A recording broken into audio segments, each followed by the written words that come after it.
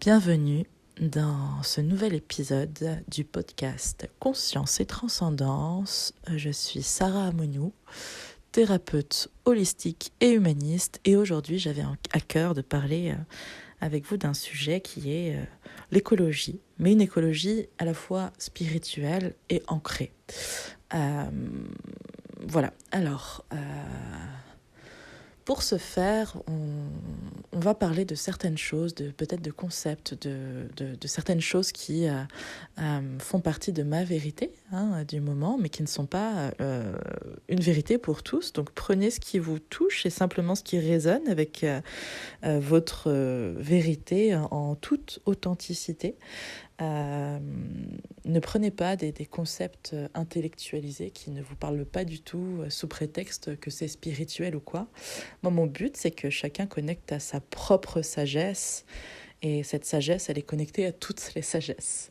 Et quand on parle de sagesse, justement, on parle de, quelque part, ce que m'évoque la sagesse beaucoup, c'est l'énergie de la terre-mère, cette âme, on pourrait dire l'âme de la terre, comme nous avons un corps de chair, mais on a aussi une âme qui est incarnée dans ce corps de chair. Eh bien, on peut considérer peut-être que la terre-mère, c'est exactement pareil. Cette planète, cette terre, ces océans sont son corps. Et ce corps est habité par une âme pleine de sagesse, d'amour. Et comme tous les êtres d'ailleurs sur Terre et dans tout l'univers, qui sont désireux d'évoluer, de grandir, de pouvoir ascensionner quelque part. Et on va parler d'une écologie spirituelle et ancrée, donc en lien avec la terre-mère. On entend beaucoup ces notions d'écologie, vous savez, dans certaines entreprises, dès qu'on dépasse un peu le quota de CO2 ou je ne sais trop quoi qui pollue, alors il y a une amende qui est infligée. Évidemment, ça permet de mettre des limites, mais il n'y a pas de changement réel s'il suffit de donner de l'argent pour continuer à polluer sans se remettre en question. Voilà. On va parler justement d'une écologie qui est complètement en dehors de cette écologie punitive, notamment vous savez, des enfants qui, quand on les laisse dans un morceau de verdure, d'herbe, commencent tout de suite à connecter leur corps de chair au corps de chair de la terre. Ils vont commencer à faire des gâteaux de sable, des gâteaux d'herbe, de terre, à mélanger tout ça ensemble et à avoir les mains vraiment qui sont dans la terre et à se salir et à avoir de la terre un peu partout, mais parce qu'ils sont conscients que cette connexion, elle est précieuse. Et ce n'est pas une connexion qui est intellectualisée, c'est quelque chose qui est pleinement vécu comme étant précieux et important. Et quand on laisse les enfants dans la nature, ne serait-ce qu'une heure, enfants ou adultes, c'est pareil pour nous, quand on se met à jardiner, quand on se met... Et souvent d'ailleurs, on peut avoir une résistance à aller connecter à la terre parce que c'est un autre espace-temps, parce que l'ego et le mental ont comme une forme de résistance à lâcher cet espace, parce que quand on connecte à la mer, on connecte à notre juste rythme, on connecte à notre juste espace-temps, on n'est plus esclave de nos pensées, on devient ancré. Et c'est dans ce sens-là aussi que on va parler d'écologie ancrée, parce que dès lors qu'on commence à s'intéresser justement à la terre et à la rencontrer dans son corps et dans son âme, on a envie de faire des choses plus en conscience en fait. On a envie de faire les choses avec plus d'amour, on a envie de contribuer pour la terre, pour l'humanité, pour soi aussi, parce que quand on est dans ce rôle-là, on se sent bien, on se sent à sa juste place, on se sent ancré et on se sent contribuer. Et qu'est-ce que je voulais dire ? J'ai perdu le fil. Oui, donc quand on se met intimement dans toute notre authenticité, dans notre vulnérabilité à connecter à la mer, à la terre, il se passe des choses qui ne sont pas de l'ordre de l'intellectualisation, mais ce sont des énergies, des courants que l'on reçoit à travers notre corps, qui vont nous permettre justement de vivre cette relation plus en conscience. Ne pas confondre conscience et intellectualiser un concept. Vivre la chose en conscience, c'est en dehors du mental qui, lui, va intellectualiser. C'est la vivre dans son corps, par ses sens, par ses sensations, connecter à son âme, à être dans une certaine verticalité, dans un alignement. Mais ce n'est pas que ça, c'est aussi que nos pensées soient en adéquation avec ce qu'on vient ancrer dans nos gestes du quotidien. Évidemment, quand on apprend à aimer la mer et quand on ressent son amour, on n'a plus envie d'agir de la même façon. On a envie que notre quotidien soit dans un ancrage de cette nouvelle vision qu'on veut amener pour l'humanité, pour les générations à venir et pour la Terre elle-même, sans oublier de s'inclure, évidemment. Et il y a cette notion de... vous savez, nous sommes une seule et même conscience qui a décidé d'expérimenter l'incarnation dans la division avec la source.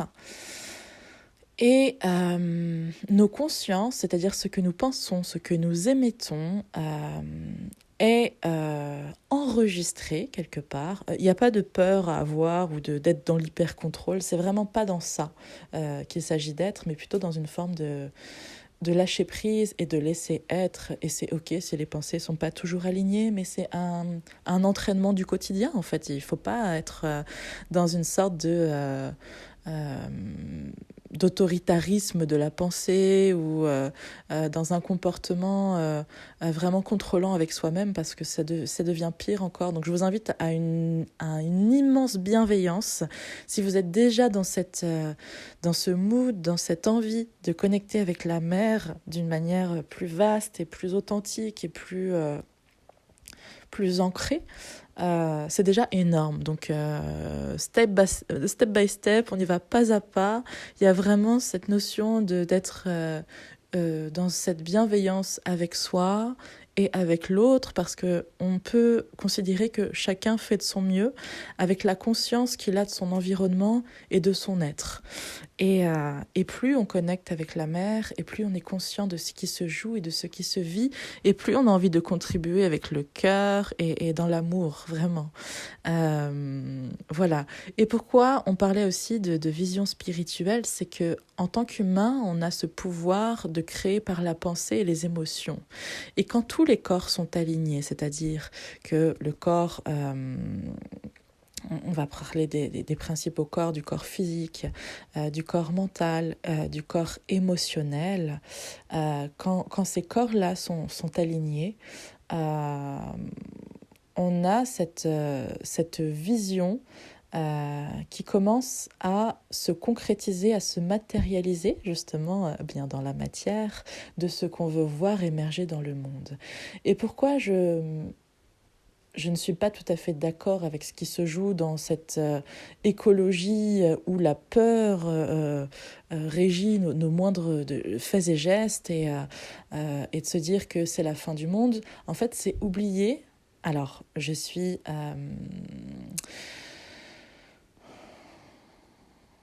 comment est-ce que je pourrais dire ça ? C'est oublier le fait que la terre n'est pas juste de la terre, mais qu'il y a une âme qui habite cette terre. Donc, il y a des changements permanents. La terre a une conscience qui évolue elle aussi.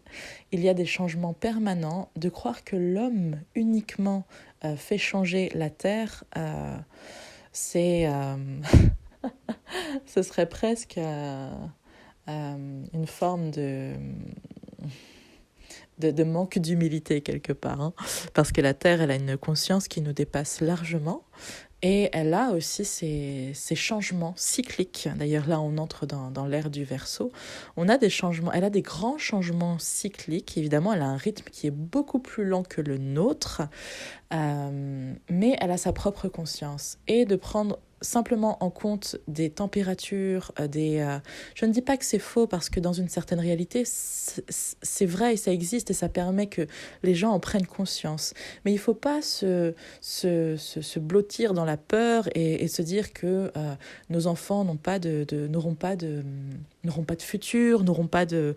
Ce que je veux dire, c'est qu'il ne faut pas tomber dans le piège de la peur et dans une forme de pessimisme écologique aggravé où on s'enferme dedans, mais plutôt s'ouvrir, créer un autre regard. On a une conscience collective et un inconscient collectif. Jung on va dire l'explicite parfaitement bien. Mais il y a cette notion de plus on est dans c'est la fin des choses, plus ça atteint d'autres personnes parce qu'on a une conscience qui est reliée à toute celle de l'humanité. Donc, par notre manière de faire, c'est comme le colibri qui rejoint le mouvement de Pierre Rabhi, où chacun a sa part à faire, aussi infime soit-elle, déjà au sein de notre pensée. C'est-à-dire que plus on est dans une vision de la Terre, on va dire bienveillante, heureuse, où les gens prennent conscience des choses, où il y a des actes qui sont... C'est pour ça que je vous dis qu'il y a vraiment à avoir une écologie ancrée, parce qu'il y a besoin d'actes nouveaux. De toute façon, dès qu'il y a une prise de conscience qui est réelle et non un dictat imposé par la société, quand cette prise de conscience est réelle, on agit.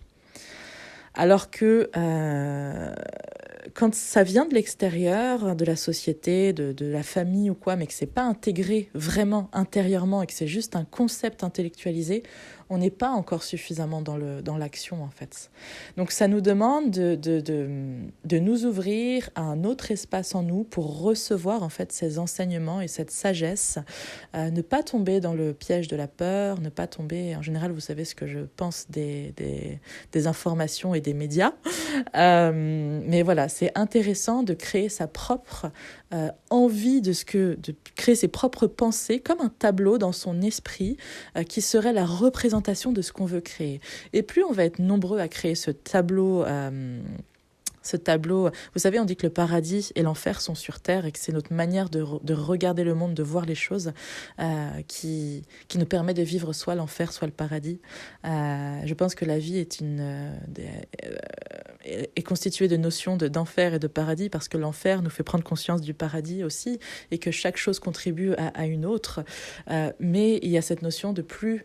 on parle pas de déni là, on parle vraiment de créer un tableau, un paysage dans notre pensée qui vraiment, qu'on a envie de voir émerger sur Terre, comme un nouveau monde, comme une nouvelle Terre, comme une nouvelle conscience qui vient nous toucher peu à peu dès lors qu'on est un petit peu ouvert à la recevoir. Vous savez, c'est vraiment cette... et quand on crée ça en nous, en fait, on permet à d'autres de faire exister cette vision-là qui nous fait nous sentir bien, permet à d'autres personnes de pouvoir avoir une vision similaire et qui nous permet de contribuer par amour et non par peur, qui nous permet d'être dans la joie parce que nos pensées créent nos émotions. Plus je suis dans des pensées de manque, de fin du monde, de tout ça, plus je suis dans la peur et dans la restriction. Et plus mes gestes, en fait, sont la conséquence de mes pensées et de mes émotions. Donc, à partir du moment où on parle pas encore une fois de déni, mais c'est vraiment des prises de conscience qui se font chacune en leur temps et qui nous révèlent à une nouvelle manière de vivre le monde, de vivre la Terre, de la vivre avec conscience et cœur et d'y être pleinement ancré. On parle pas uniquement de concepts spirituels envolés, de concepts spirituels purement dans l'air et non incarné. On parle vraiment d'incarner une nouvelle conscience et en incarnant cette nouvelle conscience, jour après jour, en dehors de l'intellect qui peut servir un certain temps à avoir certaines notions, mais il est bon vous savez, d'apprendre et de désapprendre. Vraiment, ok, ça c'est un concept, je sais que ça existe, mais comment est-ce que je vais pouvoir le vivre et l'incarner en dehors de mon espace. On rappelle que le mental, c'est comme un tableau blanc sur lequel l'ego va projeter toutes ses peurs, toutes ses limitations, toutes ses incertitudes, toutes ses expériences passées aussi, parce que le but de l'ego, c'est de nous préserver, hein. Donc c'est pas dans un sens mauvais, il n'est pas un ennemi à abattre, mais il y a vraiment cette notion d'être dans un alignement, et que nos pensées, nos émotions et nos gestes ne fassent qu'un dans le sens du nouveau monde qu'on veut créer. Voilà pour ce qui est de... Je cherche s'il y avait d'autres choses que je voulais partager avec vous.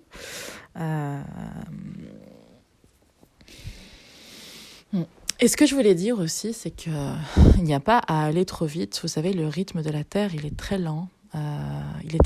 Et ces informations, ces messages de sagesse sauront vous trouver au bon moment. Ça demande un état d'ouverture, de connexion, de lâcher le mental aussi, d'être dans l'espace du corps, d'être connecté à ses racines, d'être bien dans ses racines, bien dans la matière, pour saisir justement ces courants telluriques qu'on va recevoir et qui vont être des informations, mais sous la forme d'énergie. Parfois, on aura des mots, mais parfois, on s'attend à recevoir telle ou telle chose, et je vous invite vraiment à ne pas avoir d'attente, à être simplement là, en connexion, et à ne pas avoir d'attente, parce que il y a des choses qui se passent, mais comme on est dans l'attente que ça se fasse, que ça se traduise d'une manière différente, on ne peut pas les recevoir, on n'est pas à même de les recevoir, et ça crée une forme de frustration, alors qu'il se passe des choses réellement, mais que ce n'est pas du tout ce à quoi on s'attendait, donc on ne le voit pas. Et donc je vous invite à être dans un réel lâcher-prise, à être dans un réel, et même si ça ne se passe pas par le mental, croyez-moi, il se passe quelque chose. Et au fur et à mesure de ces moments de connexion avec la terre, de méditation, d'être en train de jardiner, vous allez avoir des prises de conscience, des choses qui vont vous traverser, mais ne soyez pas dans l'attente de ce que ça pourrait être, soyez dans l'accueil de ce qui est réellement et de ce qui demande à être partagé. Vous savez, c'est comme une relation mère-enfant. Imaginons que, avec un bébé, ce qui est partagé, ce n'est pas dans les mots en fait. C'est pas dans les mots ce qu'on partage, c'est dans l'amour, c'est dans tout ça. Et plus on est dans ce registre-là, dans cet espace-là d'accueil de ce qui se vit, plus on est dans une connexion réelle en fait. Parce qu'on ne s'attend pas à voir quelque chose, mais on vit ce qui demande à être vécu dans l'instant. Donc voilà, pour résumer, écologie du cœur et de la conscience, une écologie consciente, une écologie ancrée, nous permet justement, par le tableau qu'on laisse dans notre esprit, nous permet de créer une vision commune d'un nouveau monde, d'une nouvelle terre, de quelque chose qui, si chaque humain est le créateur par ses pensées, si nous sommes de plus en plus nombreux à avoir cette pensée plutôt que la fin du monde, je vous laisse imaginer aussi ce que ça crée dans la conscience collective, que tout le monde parle de fin du monde, de pénurie, de tout ça. Alors oui, il faut être conscient que quelque part, les ressources sont précieuses et il faut quelque part les honorer et être conscient des éléments, parce que l'élément eau, c'est un élément, on en est constitué à 70%, enfin, on ressent, on reçoit, et toutes nos os de tous nos corps sont connectés à toutes les eaux de la Terre et au-delà encore. Donc il y a vraiment cette notion de conscientiser même les éléments. Le feu est connecté à tous les feux, l'air est connecté à tous les airs, à tous les vents, à tout ça, ce n'est qu'un élément qui est partout dans le monde. Enfin voilà, je ferai peut-être autre chose sur les éléments, un autre podcast, mais quand on prend conscience à quel point tout est interrelié, tout est connecté, et à quel point la Terre nous amène une sagesse qui est millénaire, vous voyez, celle des Amérindiens, la plupart des peuples autochtones, les peuples qui vivent encore dans la forêt, qui sont encore en contact avec elle, c'est jamais par une forme intellectualisée, c'est par une forme vécue et purement incarnée en fait. Voilà, c'était comment ancrer les choses. En étant ancré, on peut apporter quelque chose de différent, tout en étant dans une vision grande de l'esprit qui vient incarner au fur et à mesure ce qu'on voit dans notre esprit. C'est-à-dire que plus vous allez incarner, par exemple, quelqu'un qui est dans une forme d'écologie où c'est la fin du monde dans son esprit, déjà il est dans un état de peur, dans un état de frustration permanente. Enfin, à vivre en soi, c'est déjà hyper... Mais du coup, les gestes qu'on va avoir derrière, ils vont être porteurs de cette peur, en fait. Donc, il est toujours mieux, et pour soi et pour le monde, d'agir avec amour et conscience qu'avec peur, parce que nos gestes vont avoir l'énergie de ce qu'on leur donne. Donc c'est vraiment intéressant de switcher et de se dire que je peux encore plus contribuer en étant dans une énergie, en étant en conscience en fait, et en étant dans une vision d'amour, et à quel point si toutes nos visions d'amour se rencontrent, on crée quelque chose de grand. Et la Terre, elle nous demande ceci, c'est d'être conscient en fait de ce qu'on veut créer, co-créer avec elle, comment on le crée, de le vivre en conscience, de faire les choses en conscience. Ça demande aussi de ralentir un petit peu le rythme et de prendre le temps par moment, parce que la Terre prend le temps. Elle nous ramène à un espace-temps beaucoup plus lent. On le voit quand on se connecte aux arbres, c'est un espace-temps qui est beaucoup plus lent, mais c'est notre espace-temps véritable aussi. On est dans quelque chose, on est dans une société où tout va très vite, trop vite, parce que on devient les esclaves de nos pensées, et on sait que c'est en s'arrêtant d'être dans le mouvement permanent, un mouvement qui n'est pas connecté à notre âme et à nos différents corps, mais qui est complètement désaligné et qui est asservi au diktat de la société ou de l'entreprise pour laquelle on travaille, et n'y voyez aucun jugement là-dedans. C'est juste de prendre conscience à quel point prendre le temps de faire les choses, prendre le temps de s'asseoir dans l'herbe, dans la terre, même au sol chez soi. S'asseoir rien qu'au sol chez soi, même si c'est du carrelage, du parquet, peu importe, c'est déjà énorme. De prendre ce temps-là, de s'intérioriser en fait, de savoir parce qu'il faut savoir aussi que quand notre vision du monde commence à se dégrader, c'est qu'intérieurement il y a des choses qu'on commence à laisser à l'abandon. Ok, c'est quand la dernière fois que je suis venue à l'intérieur de moi, c'est quand la dernière fois que j'y ai planté les bonnes graines, c'est quand la dernière fois que je suis venue faire du nettoyage, très souvent, quand on voit aussi que... bon, alors après, on est plus ou moins bordélique. Moi, je suis plus ou moins bordélique, plus que moi, d'ailleurs. Mais c'est vrai que quand tout commence à s'amasser dans la maison, quand tout commence en très peu de temps, quand il commence à y avoir un peu de bordel, c'est aussi très souvent qu'intérieurement, il y a du ménage à faire, en fait. Et on voit ce que l'on est. C'est-à-dire qu'il y a vraiment... À part le corps, c'est ce qui différencie l'intérieur de l'extérieur, finalement. C'est ce qui nous permet de nous limiter avec l'extérieur, le corps. Et du coup, quand ça commence à être le bordel à l'extérieur, c'est souvent révélateur d'un bordel intérieur aussi, où il y a quelque chose qui demande à mourir pour renaître, un nouveau regard qui demande à s'incarner, une nouvelle prise de conscience. Et peut-être que parfois on y résiste, alors on commence à voir le monde comme une lutte. On commence à relationner avec le monde comme une lutte. Et à quel point on lutte à des nouvelles essences, des nouvelles prises de conscience qui peuvent nous apporter beaucoup. Mais c'est ok, tout ça fait partie d'un cheminement. Voilà, et puis il y a surtout beaucoup de bienveillance avec soi et avec l'autre, et de se dire que y a une expression que j'adore, même pour l'écologie, on a tendance à dire à cloisonner, encore une fois, à créer des fossés entre les gens, lui il fait ça, lui il fait pas ça, mais vraiment, plus on est dans le cœur et plus on permet aux gens de prendre conscience des choses. Donc c'est vraiment pas Alors oui, dénoncer c'est juste, chacun a son chemin et il y en a qui viennent pour dénoncer, mais je pense que faire les choses en conscience et montrer qu'il y a autre chose de possible, ça peut faire émerger des graines de conscience, puisqu'on est dans la terre. Peu importe quand elles germeront, peu importe si elles germent un jour ou pas, quand vous êtes dans un comportement conscient, vous inspirez forcément les autres, que vous en soyez conscient ou pas. Et c'est ça qui est juste merveilleux, de pouvoir être une prise de conscience sans même le savoir, parce qu'on fait les choses en conscience et parce que ça a du sens pour nous. Voilà, c'était le petit moment émouvant. Et voilà, c'était juste, j'avais envie de partager ça avec vous, parce que j'avais envie aussi de porter proposer un regard différent sur ce qu'on peut vivre et à quel point on peut, à son échelle, aussi petite soit la goutte d'eau que nous sommes, contribuer pour l'océan que nous formons tous ensemble. Voilà, écoutez, je vous souhaite voilà, beaucoup de bienveillance envers vous, envers tous ceux qui vous entourent et on vous dit, enfin, et je vous dis, on vous dit, la vie vous dit peut-être. On se dit à très très bientôt pour un nouvel épisode. Prenez bien bien soin de vous.